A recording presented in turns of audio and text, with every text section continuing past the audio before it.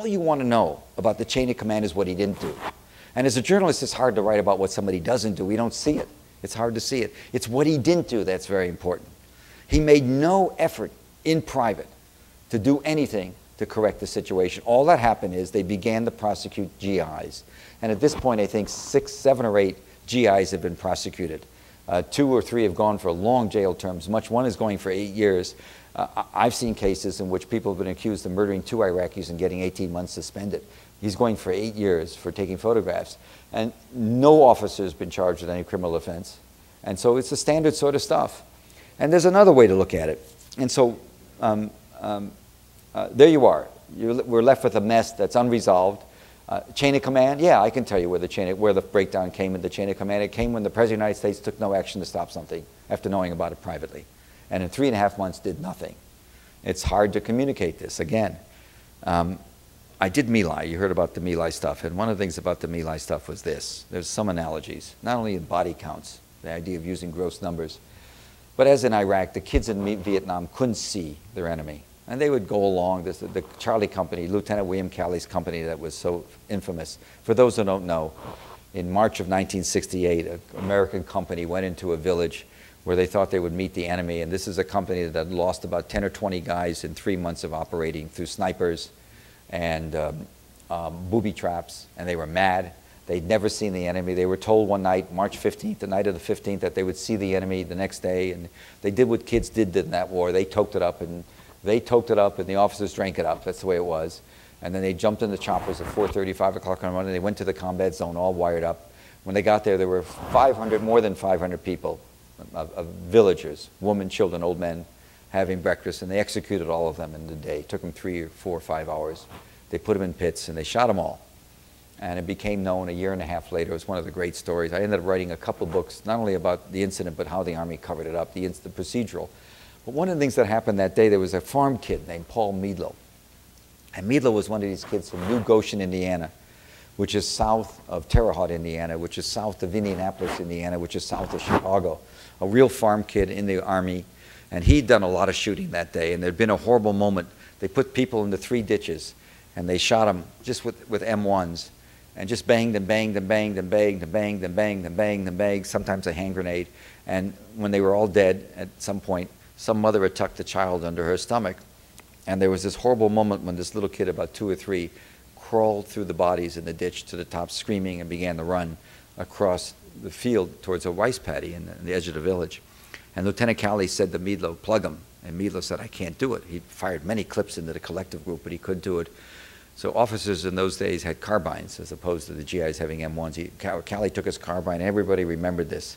I talked to 55 kids in that company who were there, and remember he went behind him and shot him in the back of the head. It's one of those days. And the next day, Meadlow, who had done more shooting than anybody, most of the African, the black guys, we called them then, most of the black guys in the company and the Hispanic guys wouldn't shoot. And they just, let's put it this way, as they told me, they shot high. They just figured this isn't their war, they're just going to get through this. It's sort of interesting. That's a reality. Some did, but most did not. It was the farm kids. And so Meadlow had done most of the shooting. Next day he stepped on a mine, and his foot was blown off. And everybody remembered that he was screaming and screaming and screaming this curse, "God has punished me, Calley, he's going to punish you," before they took him away. So I went and found the guy. And I was doing my reporting, and I found this guy. He lived in the farm. I heard about the story, and I went and called his mom up, and she said, "Well, I don't know if he'll talk to you." And I said, "I'm coming tomorrow." I was in Salt Lake City, I remember, and I flew down to Chicago, then to Terre Haute, and drove down to this little farm place. And if you remember, some of you remember Norman Rockwell's Saturday Evening Post photographs, these idyllic photographs of American farm boys. This was like Saturday Evening Post in reverse. It was a poor chicken farm with wiring, and there was no man around. It was all wooden. The house was wooden and dilapidated, and it was really hard scrabble deep near the Ohio River. And she came out, the mother, she may have been 50, but she looked 70, wizened and small. And I said, "I'm here to see your son." She said, "Well, he's in there. I don't know if he'll talk to you." And then she said, I kid you not, she said, "You know," she said, "I gave them a good boy, and they sent me back a murderer." Okay? I mean, you can't. I could probably cured me forever thinking I'll ever be able to write fiction. You can't beat that story. So I'm doing the Abu Ghraib stuff. And so in the middle of this, I'm on some radio talk show on public television, and some woman calls in and she says, I've got a problem. I know somebody who's there and very troubled. And I remember saying, get a pencil. And I said, I built up my number real quick, 202, whatever my number was, and want you to call me. And I figured most people wouldn't get the number. And a couple of days, I didn't get a call. I got some crane calls later that day, and sure enough, a day or two later, she called. And I went to see her somewhere up in northeastern America, in a small city with an industrial base that's gone bad. And the child who was in the unit that she was very close to was in the same military unit, and had come back a couple of months earlier. What the Pentagon did is, after the story was, after the investigation began in March and January of '04, remember the time, my stories come out in CBS in May of '04, but in March they sent home all these kids, everybody in the unit. They went through their files, got rid of the stuff. Was it a cover-up? I don't know. I couldn't figure it out, so it doesn't matter. She shows up in March, different person.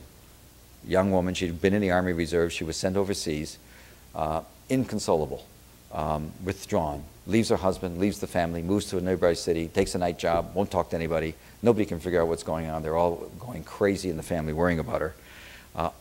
Abu Ghraib shows up.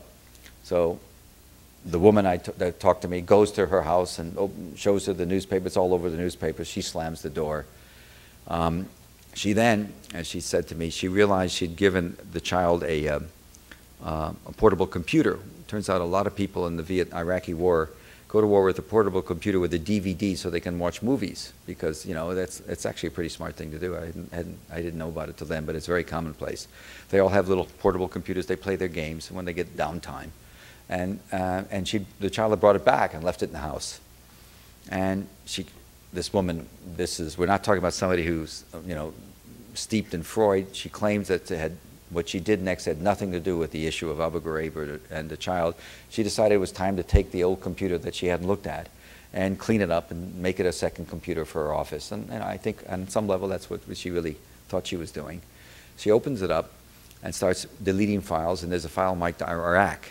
And she hits the button, and out comes 80 digital pictures of this iconic photograph that the New Yorker published of the Iraqi prisoner, naked, hand behind his head, in front of a prison bars, two snarling shepherds, not necessarily German shepherds. There was a lot of debate what kind of shepherds. Two shepherds, each about 6 inches away, snarling. The sequence, actually, the whole sequence had one of the dogs bit him severely high up on the thigh. And later I was told anecdotally that that's the general area that everybody in the prison knew they liked to bite. They've been trained to do so. I could never write that. I can't prove it, but I was told that by pretty serious people. It's one of those odd facts that's not worth, you know, it's bad enough the way it is anyway. The terror of it, of course, is the instinct for any man would be to protect his private parts, but he was forced to keep his hands behind his head. I mean, it's a pretty amazing photograph. I'm sure some of you remember it was all over the world. And so she had a check with her. That was part of the condition. So we published the picture, and life goes on. And a few months later, she called me. This woman called me about something else. I'd sent her something. Maybe the book I did came out. And we had a chat, and she said, there's something I wanted to tell you I never did, she said. When the woman came back, the young woman, a very pretty woman, she said, came back, one of the things that was really disconcerting, she said, was every weekend she was going and getting tattooed.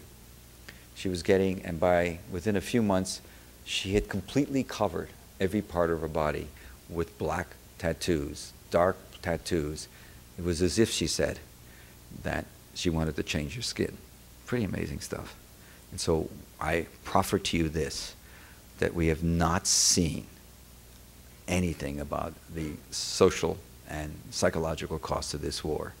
I can tell you right now that the Veterans Administration has not made public the fact that as of August, over 100, it was actually 103,000 and some, of Iraqi vets, and that was a war that began in March of '03. By June, July of '05, over 100,000 vets were coming in for help.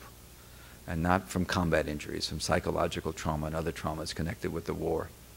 And we haven't begun, and that number has not been released. And my friends in the VA have told me about it. I begged them to do something, but you know, you can't ask somebody to make public a statistic that'll cost him his job. But that's the way it is. So we haven't begun to see the cost. I mean, not forgetting the chaos in Iraq.